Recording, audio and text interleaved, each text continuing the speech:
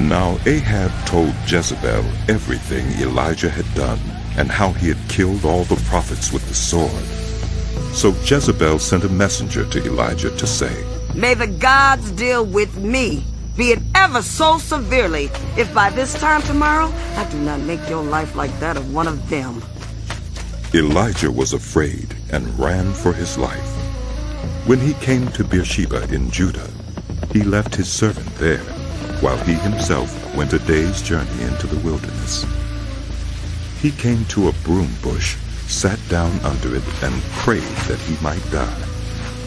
"I've had enough, Lord," he said. "Take my life. I am no better than my ancestors." Then he lay down under the tree and fell asleep. All at once an angel touched him and said, "Get up and eat." He looked around, and there by his head was some bread baked over hot coals and a jar of water. He ate and drank and then lay down again.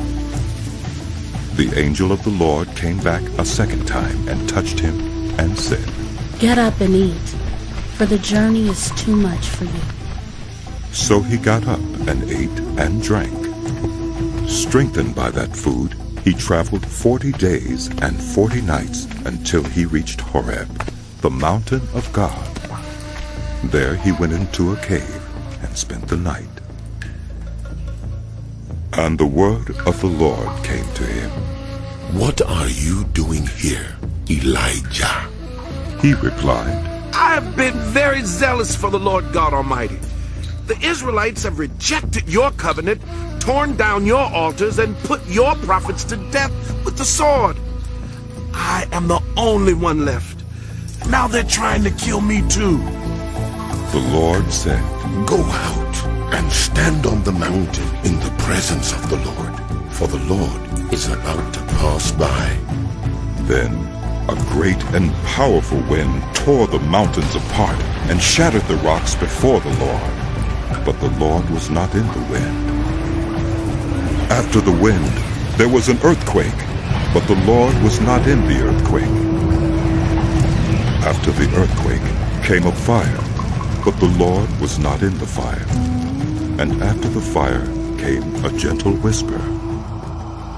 When Elijah heard it, he pulled his cloak over his face and went out and stood at the mouth of the cave. Then a voice said to him, "What are you doing here, Elijah?" He replied, "I've been very zealous for the Lord God Almighty. The Israelites have rejected your covenant, torn down your altars, and put your prophets to death with the sword. I am the only one left. Now they're trying to kill me too." The Lord said to him, "Go back the way you came, and go to the desert of Damascus. When you get there, anoint Hazael king over Aram.